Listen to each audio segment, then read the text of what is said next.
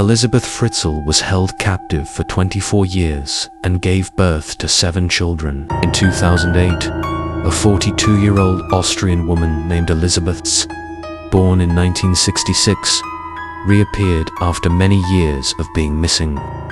She revealed that she had been held captive by her father for 24 years, mistreated, and gave birth to 7 children in the family basement. This shocking revelation about what happened in the family basement shocked both the legal system and the public. The crime that had been hidden for years in the dark basement was finally uncovered. 35 years ago, on August 28, 1984, a young and beautiful 18-year-old girl named Elizabeth suddenly disappeared. Her mother, Rosemary, was frantic, searching everywhere, and eventually had to report to the police in desperation.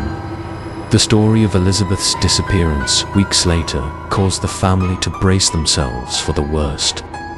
She had no idea that her little daughter had never left the house, but was being held captive and ruthlessly tortured by the monster disguised as her father.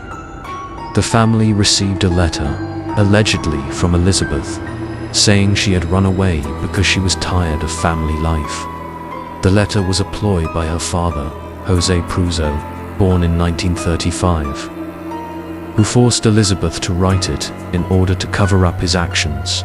Joseph brought a letter to the authorities, claiming that Elizabeth might have joined some religious group, as he had heard her mention it a few times before. He said that he had opposed it, which could have made her feel exhausted and run away. Hearing this, the police had no choice but to believe Joseph. Besides Elizabeth's letters and the family's statements, they had no other leads. Most of all, no one could imagine that a father would not want to search for his own daughter.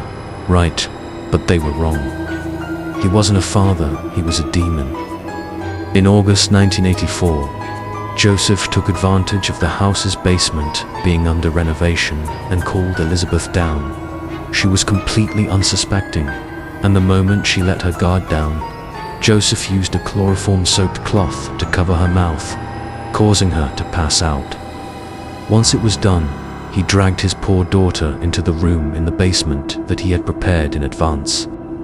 Joseph had mistreated Elizabeth since she was 11 years old.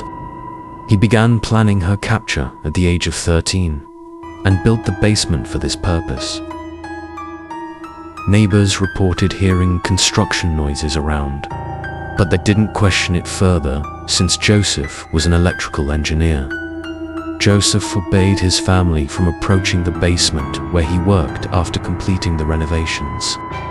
The basement was completely soundproofed, with everything below unfolding in silence. And there began the story of a horrifying hell that a father built for his daughter. In the basement below, he used ropes to bind Elizabeth and continued to tighten a noose around her waist in the room where she was imprisoned. 3 times a week, he would visit her, usually during the day. She thought about escaping and knew she would have to get through 3 layers of doors to reach the outside. Joseph threatened that the cellar was rigged with gas and high-voltage electricity, with traps everywhere. Then Boone, MCC Hungus, would fill the space if she tried to break through the doors, or the high-voltage electricity would take her life, just as he had taken her freedom and future. Elizabeth believed she might die if she continued trying to escape, so she felt she had no choice but to obey her father. The story of Elizabeth's disappearance faded from people's minds as no one from her. Family was aware of the horrors occurring in their own home. In the eyes of neighbors and relatives, Joseph appeared to be a good father and a perfect husband, working diligently every morning. Joseph would sometimes even stay overnight in the cellar, but his wife Rosemary suspected nothing. In her eyes, he was a hard-working husband, constantly learning and always striving for the family. But to Elizabeth, Joseph was nothing less than a wild beast. Elizabeth, held captive by her father in the dark basement. Initially was tightly bound and later allowed to move freely in the small room without sunlight. After some time, her father began his abusive behavior, first forcing her to watch pornography and then assaulting her whenever she resisted. During the first 2 years of captivity, Elizabeth was assaulted over 3,000 times. Elizabeth became pregnant but miscarried at 10 weeks. 2 years later, in August 1988, she gave birth to a girl named Costin. 2 years later, a boy named Staffan was born in the dark basement. Both Costin and Staffan lived in the basement with Elizabeth, surviving on minimal food and water. Despite living in a dark hell, Elizabeth, with a mother's instinct, always tried to educate her child with the knowledge she had accumulated during her 18 years on the surface. She wanted to provide her child with the most normal life possible and create a family atmosphere for her 2 children. Over the next 18 years, Elizabeth had 5 more children: Lisa in 1992, Monica in 1994, and twins Alexander and Michael in 1996. One baby boy was severely ill at birth, but died 3 days later. Joseph cremated the child's body in the basement stove. During her 7 childbirths, Elizabeth received no medical assistance. She gave birth in the basement on a dirty blanket and was only given a book about childbirth 2 months prior. At the last minute, she was given an additional blanket. The only tool she had were scissors, a few diapers, and some aspirin as an anti-inflammatory. As the children began to grow and the basement became too cramped, Joseph expanded the room from 35 square meters to 55 square meters, forcing Elizabeth and her children to dig the earth by hand for years. They had no heating, and sometimes the power would go out for as long as 10 days. Whenever the power was cut, they couldn't cook or even get water. During those times, they had to share the little canned food that Joseph brought them. Every summer, the unbearable heat spread throughout the room as if it wanted to engulf her little family completely. Elizabeth was not enough for Joseph. He tortured both mother and child. Each hit and each slap was recorded by Elizabeth in her diary. As the children began to grow and the basement became too cramped, Joseph expanded the room from 35 square meters to 55 square meters, forcing Elizabeth and her children to dig the earth by hand for years. Among the children, one began to suffer from an illness in its big toe, often crying very loudly. He feared that the loud cries of the child would alert the neighbors, so he was forced to bring it upstairs and find a way for them to live together with him and his wife. He also forced Elizabeth to write letters and record, her voice stating that she could not take care of her children and wanted their grandparents to raise them. On a night in May 1993, he pretended to be surprised when he discovered a cardboard box containing a sleeping baby girl placed in front of his house. Next to it was a letter from Elizabeth naming the child Lisa, born in August 1992, now 6 months old, asking the grandparents to take care of her. Initially shocked, Rosemary eventually joyfully took Lisa inside after discovering her. More than a year later, on a night in December 1994, also at the same place where Lisa was found, another baby girl was discovered lying in a stroller. Just a few minutes after the baby was brought inside, the phone in the house suddenly rang. When Rosemary answered, a voice on the other end was Elizabeth. Strangely, despite many pressing questions from her, Elizabeth did not respond but only said one sentence, "You leave it there," and then hung up. She was very surprised that the family had just changed their phone number, yet Elizabeth was still able to call.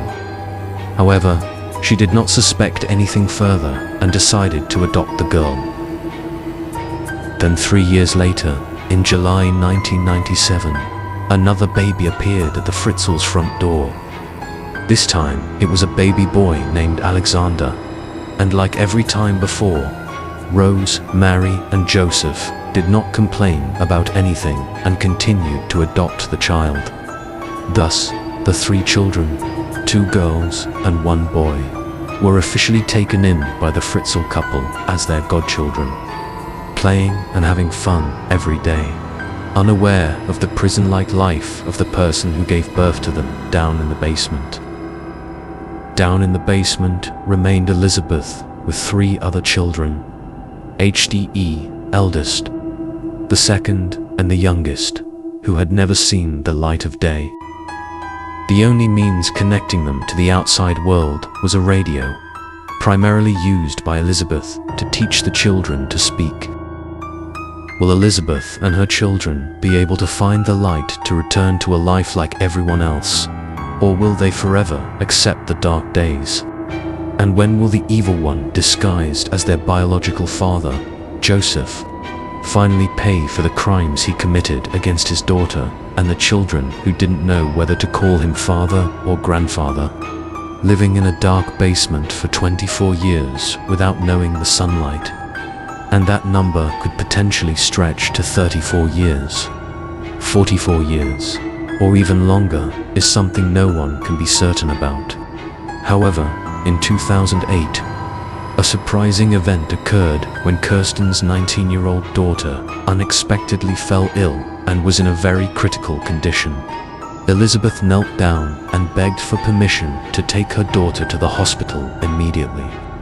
He reluctantly had to agree. As usual, he also claimed that Elizabeth sent a letter explaining Kirsten's illness and asking for help. Kirsten was taken to the hospital for emergency treatment in a coma due to a lack of oxygen to the brain. Through the treatment process, the doctors discovered that the girl suffered from a rare condition that only occurs in children born to parents who are closely related. Ultimately, the doctors could not determine the cause of the illness and requested the family to call the mother to the hospital. But no one knew where Elizabeth was. Of course, he remained silent and didn't say a word. Later, while examining the young girl, the doctor inquired about Joseph. He stammered and said he knew nothing, then handed over a piece of paper with Elizabeth's handwriting describing Kirsten's condition. After that, Joseph privately handed over another note to the doctors and left. When the police arrived at the hospital and saw that Kirsten had been admitted without a guardian, they had no choice but to ask her directly about her family information. Of course, Kirsten couldn't provide anything because she herself didn't know much about her own family. From the hospital doctors report that Kirsten was suffering from a condition caused by her parents being closely related. Combined with Joseph's stammering when questioned by the doctor about Kirsten's condition or circumstances, the police realized things were becoming complicated. They began to suspect Joseph and reopened the investigation into the disappearance of Elizabeth Fritzl. A week later, on April 26, 2008, Elizabeth suddenly appeared at the hospital to visit Kirsten. The hospital staff were surprised by this and immediately informed the police. The police arrived at the hospital and requested Elizabeth's cooperation in the investigation. She was temporarily detained for questioning about her daughter Kirsten's condition and the identity of the girl's father. At first, Elizabeth remained silent and refused to cooperate with the police, saying, "No one will believe me if I tell them everything that happened." After some hesitation, Elizabeth requested that Joseph not be allowed to see her or her children again. When the police agreed to this condition and assured her and her children's safety, Elizabeth recounted the harrowing story of over 20 years of captivity, leaving everyone present shaken. After Elizabeth revealed everything, on April 27, 2008, Joseph was immediately arrested by the police. After a day in custody, Joseph finally confessed to the authorities about the crimes he had committed against his own daughter and disclosed the existence of the secret basement beneath the house.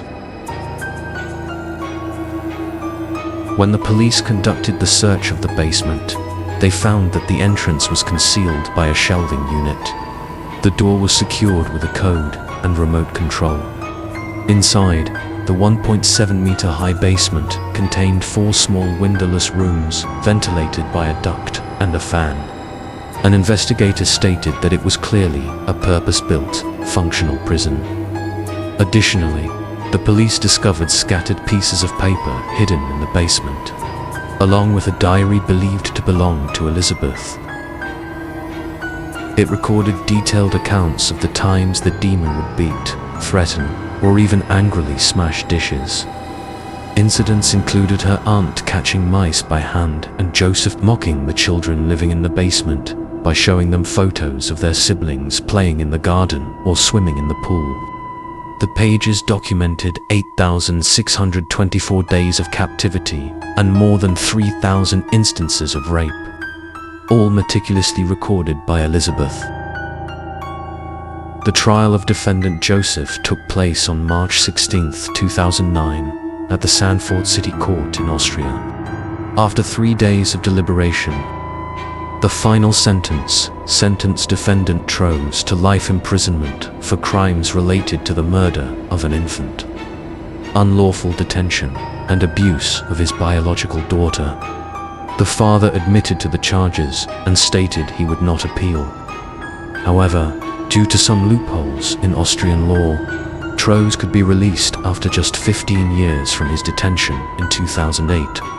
Specifically, if the defendant shows signs of positive improvement and good behavior during his imprisonment, he could potentially be paroled in 2023. There is still no official decision regarding this, but the prospect of the defendant's release is certainly not something many people desire. Rosemary left everything that night when Joseph was released to free Elizabeth. Many believe she was shocked to learn the harsh truth about what her husband had done to their daughter. She changed her name and moved to another city. Meanwhile, Elizabeth, the unhappy daughter of the past, is now 56 years old, living under a new identity with her 6 children in a new land. Her home is equipped with surveillance cameras, and police regularly patrol the area to ensure safety. All these efforts are aimed at helping her leave behind the painful past and start a new life. The sorrow for victims of abuse, kidnapping, and incest is profoundly deep.